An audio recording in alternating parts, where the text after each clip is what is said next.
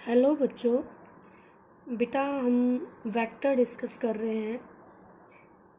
आपको बताया कि वेक्टर कौन सी क्वांटिटी वेक्टर होती है।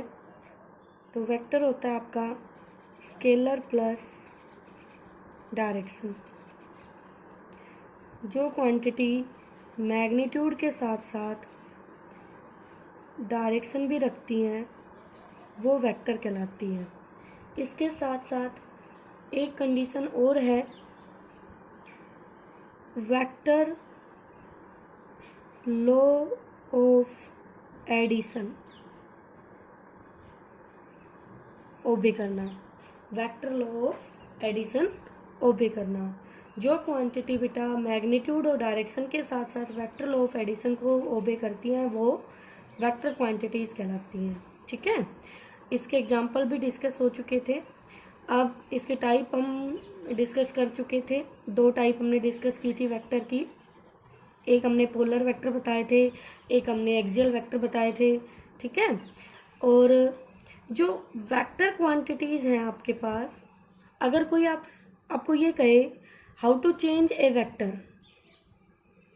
How to change a vector, तो एक वेक्टर को आप कैसे चेंज कर सकते हैं। How many way to change a vector, आपके पास कितने वे है एक वेक्टर को चेंज करने के।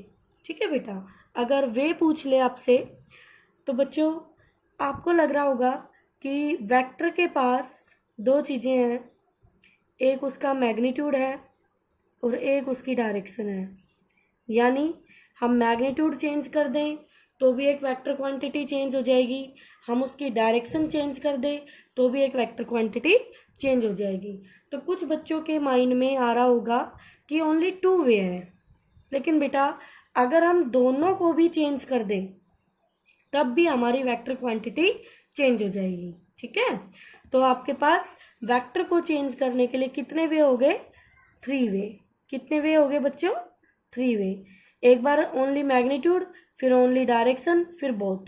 ठीक है बेटा, तो हम 3 तरीके से एक वेक्टर क्वांटिटी को चेंज कर सकते हैं।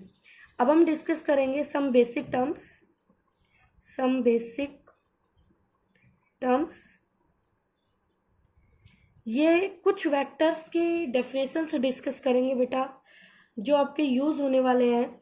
सबसे पहले हम बात करते हैं यूनिट वेक्टर की। किसकी बात कर रहे हैं हम? यूनिट वेक्टर की। बच्चों यूनिट वेक्टर क्या होता है? बेटा नाम से ही क्लियर है, ये जो यूनिट है, देखो एक वेक्टर के पास दो चीजें होती हैं, एक उसका मैग्नीट्यूड, एक उसकी डायरेक्शन। तो यहाँ पर डायरेक्शन यूनिट थोड़ी ना, यूनिट का मतलब है कि जिसका मैग्नीट्यूड इक्वल टू 1 हो, जिसका मैग्नीट्यूड यूनिट हो, और उसकी direction acting along the given vector. Direction किसके अलोंग एक्ट करेगी बेटा? गिवन वेक्टर के लिए। हमारे पास 3 बेसिक यूनिट वेक्टर है जो हम यूज करते हैं। आपकी ये 3 कोऑर्डिनेट एक्सिस हैं, एक्स, वाई, जेड। तो यहाँ पर एक्स के अलोंग आता है आपका आई कैप, वाई के अलोंग आता है जे कैप, और जेड के अलोंग आता है के कैप।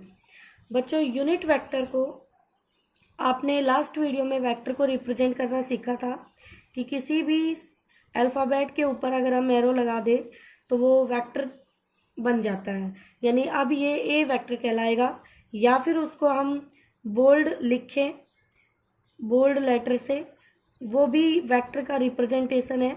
लेकिन हम कौन सा फॉलो करते हैं? हम फॉलो करते हैं एरो वाला। कौन सा करते हैं बेटा? एरो वाला। ठीक है, हम इसको फॉलो करते हैं। तो हमारे पास ये एक वेक्टर है, मान लीजिए ए कोई गिवन वेक्टर है ए, तो उसका यूनिट वेक्टर कैसे लिखेंगे? तो बेटा यूनिट वेक्टर के लिए हम टोपी पहना देंगे सिंबल को, ये टोपी पहना देंगे। ठीक है, ये वेक्टर है और ये इसका यूनिट वेक्टर है। तो ए के ऊपर आपने ये कैप लगा दी, टोपी पहना दी, तो ये क्या हो गया? A equal to unit vector of A vector.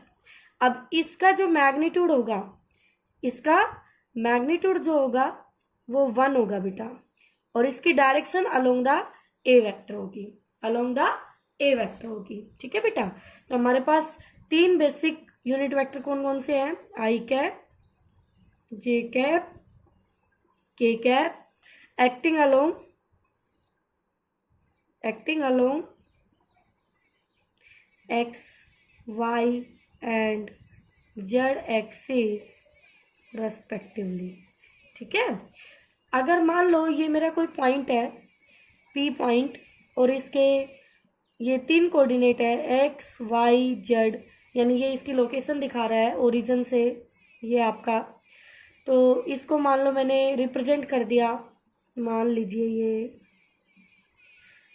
A vector मैंने इसको रिप्रेजेंट कर दिया, ये ओ पॉइंट है, तो यहाँ से मैं लिखूंगी ओ पी जो है वो एक वेक्टर है, और वो हमने ए से रिप्रेजेंट किया है, और उसकी वैल्यू एक्स के अलोंग एक्स ली है हमने बेटा, एक्स डायरेक्शन हो गई आई कैप, प्लस वाई के अलोंग वाई डायरेक्शन हो गई जे कैप, प्लस जेड के कैप। तो इस तरह से ये कंप्लीट रिप्रेजेंटेशन है आपके पास, एक वेक्टर को कैसे रिप्रेजेंट करते हैं। ठीक है बेटा, तो ये था इसका यूनिट वेक्टर। अब यूनिट वेक्टर की हमने बात कर ली कि यूनिट वेक्टर क्या होता है, और उसका मैग्नीट्यूड 1 होता है, और उसकी सिंबल क्या होता है, और उसकी डायरेक्शन कैसे एक्ट करती है। ठीक है, अब सेकंड जो टर्म आती है उसके बाद हम एक एग्जांपल लेंगे कॉमन, और फिर दोनों की बात करेंगे। तो सेकंड आती है आपके पास मैग्नीट्यूड नहीं लेके आप ले जाइए modulus of A vector. Modulus of A vector क्या होता है बेटा, जो मॉडुलस ऑफ ए वेक्टर है ना, वो हमें मैग्नीट्यूड ऑफ ए वेक्टर देता है, यानी कि modulus of A vector is given by the magnitude of the vector. तो किसी भी वेक्टर के, ये वेक्टर है और उसके दोनों तरफ अगर ऐसे ये डंडे लगा दिए, तो आप इसको देखिए पहरेदार खड़े कर दिया आपने, तो यहाँ पर वो सिंपल मैग्नीट्यूड हो जाएगा। क्या हो जाएगा, magnitude. Modulus of A vector is equal to its magnitude. किसके इक्वल होगा, मैग्नीट्यूड के। तो बेटा मॉडुलस कैसे रिप्रेजेंट करेंगे, मॉडुलस ए वेक्टर के दोनों तरफ हमने ये 2 डंडे लगा दिए। ठीक है, तो इसको हम सिंपली ऐसे भी दिखा सकते हैं। तो मैग्नीट्यूड ऑफ ए वेक्टर आप चाहे ऐसे दिखाए चाहे ऐसे दिखाए। Magnitude of A vector find out कैसे किया जाता है बच्चा, ये निकाला जाता है under the root first component. यहाँ पे 3 कंपोनेंट है जो 3 डायरेक्शन में है, आई cap, J cap, K cap, x Y Z के अलोंग। तो फर्स्ट कंपोनेंट, अगर आप इसको ऐसे लिखना चाहें बेटा, तो एक वेक्टर को आप ऐसे भी दिखा सकते हैं। जैसे मान लीजिए ये मेरा कोई वेक्टर है ए वेक्टर, तो मैं उसको लिखूंगी, इसको आप ए की बजाय आर वेक्टर लिख लीजिए, यहाँ पे आर लिख लीजिए। ठीक है, तो ए वेक्टर को मैं ऐसे लिख लूंगी, ए एक्स आई कैप, ए का एक्स के along component, A Y J cap, A Z के कैप। तो ये मेरे पास गिवन वेक्टर है बेटा। अब इसका हम मैग्नीट्यूड यानी मॉडुलस लेना चाहते हैं। तो मॉडुलस क्या होता है, फर्स्ट कंपोनेंट यानी ए एक्स का स्क्वायर करिए बेटा, plus second component A Y का स्क्वायर करिए बच्चों, फिर थर्ड कंपोनेंट ए जेड का स्क्वायर कर दीजिए बेटा। तो ये आपके पास आ जाएगा मॉडुलस ऑफ ए वेक्टर। ठीक है, तो मॉडुलस ऑफ ए वेक्टर आपके पास क्या आ गया है, ए वेक्टर, उसके दोनों तरफ डंडे खड़े कर दिए, तो सिंपली उसको ए लिख दिया। फाइंड आउट कैसे किया जाता है, under the root first component का स्क्वायर प्लस सेकंड कंपोनेंट का स्क्वायर प्लस थर्ड कंपोनेंट का स्क्वायर।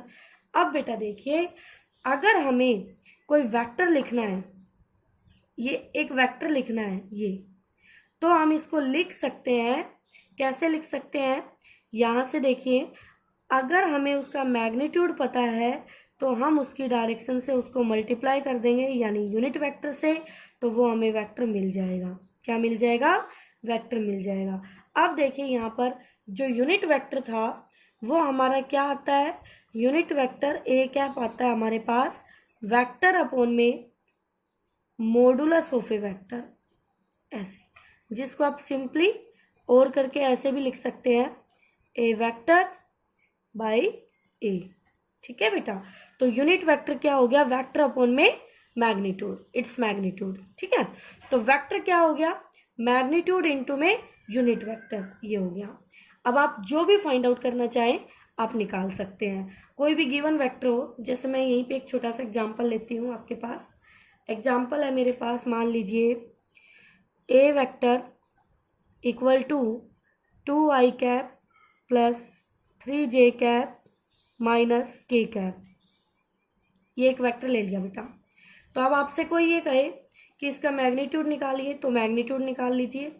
ए वेक्टर उसका mod equal to under the root, पहले का कंपोनेंट 2, 2 का स्क्वायर बेटा 4, प्लस दूसरे का कंपोनेंट 3, 3 का स्क्वायर 9, तीसरे का कंपोनेंट -1 बेटा, -1 का स्क्वायर 1। ध्यान से सुनिए बच्चों, -1 यहाँ पे आपको कंपोनेंट साइन के साथ, तो -1 का स्क्वायर +1, तो ये हो गया 14।